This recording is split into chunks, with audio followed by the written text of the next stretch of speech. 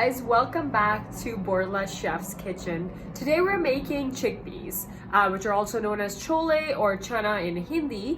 We're going to be making them in one pot, pressure cooker or Instant Pot if you have it. However, I do want to make sure you don't get afraid. If you don't have a pressure cooker, you still can use this recipe. Just do it in a pot and make sure to use canned chickpeas instead of using raw chickpeas, which we use in the recipe. Let's get started now.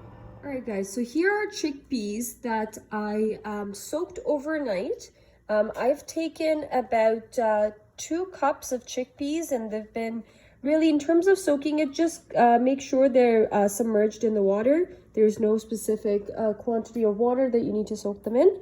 I'm going to walk you through each of the spices as we put them, but just wanted to give you a flavor of, what's going in here. So this is our big spice mix right here.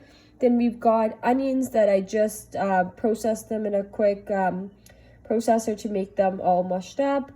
We've got tomato puree and ginger, garlic, and green chilies that I've ground up. So now we're going to get started in actually putting all of this together in a one pot mix of making these chana. So I've just drained the excess water and added the chickpeas into a pressure cooker. Feel free to use an Instant Pot to do this recipe as well. It will work, equally well. Once this is added, we're going to now add the rest of our ingredients. So we're going to start by adding the bay leaves, the tea bag, and this is a Tetley tea bag. We're going to add the dried red chilies, black cardamom with the pods. This is really good for all stews and soups and very rich gravy recipes. A little bit of cinnamon sticks. Next goes in the black pepper and dried coriander seeds, pomegranate seeds, and cumin. So once we put all the spices in, we're going to add in the ginger and garlic, green chili paste almost. You can make it more pasty. I've left it coarse just because that's how I like it. We're going to add in the tomatoes. That's the pureed tomatoes.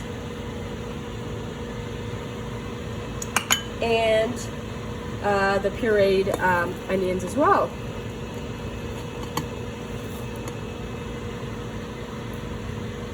And once we fix that to make sure that it doesn't stick on the outside, we're just going to mix it up once, and then we're going to add in Himalayan pink salt, regular salt as well. So we're going to do half and half of the quantity. If you don't have Himalayan salt, that's completely fine. You can just use regular salt. And we're also going to add asafoetida or hing. And we're going to add some oil. If you do have ghee at home, which is clarified butter, and you don't want to make this vegan, then feel free to use that. That'll give a really good flavor as well. And then we're just going to add some water. So we're going to add the water.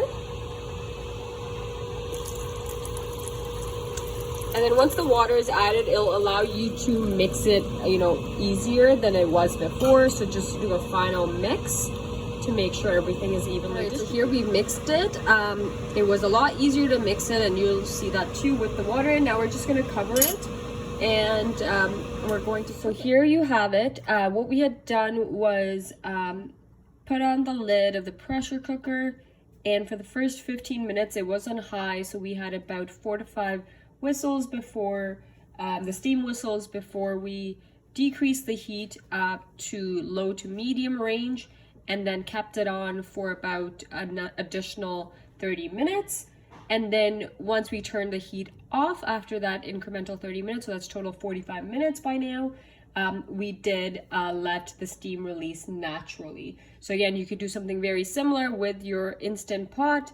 However, I did want to tell you a very quick thing, which is if your chickpeas you're not using fresh, but you could actually just use canned chickpeas, those are already cooked. You don't even need a pressure cooker, really. You could do it in a pot, slow cook it for about 45 minutes to an hour. The longer you cook it, the better it will be, because it'll allow for all the spices to really get into the chickpeas. So let's get started in just doing the final touches to the chickpeas. So one of the final things is to add a bit of tanginess and a bit of sourness to the chickpeas. We're adding a teaspoon of puree of tamarind, pureed tamarind. If you don't have this, that's completely fine. You can use a teaspoon of lemon, or you could do mango powder if you have that. So really either of the three options. Lemon's obviously the easiest. So we're gonna add in, and that's really it. And now what we wanna do is remove the tea bag for sure. We also can remove now the bay leaves and the big black cardamom that we have in there, just so it doesn't come into your meal when you're having it. So definitely remove the tea bag. The rest is optional. If you do want to keep it in, that's completely fine. There you have it. We've just topped it with some sliced fresh ginger and coriander or cilantro, and it's ready to be had with either rice, naan bread, roti, whatever you want to have, and also puree, which we will upload in another video.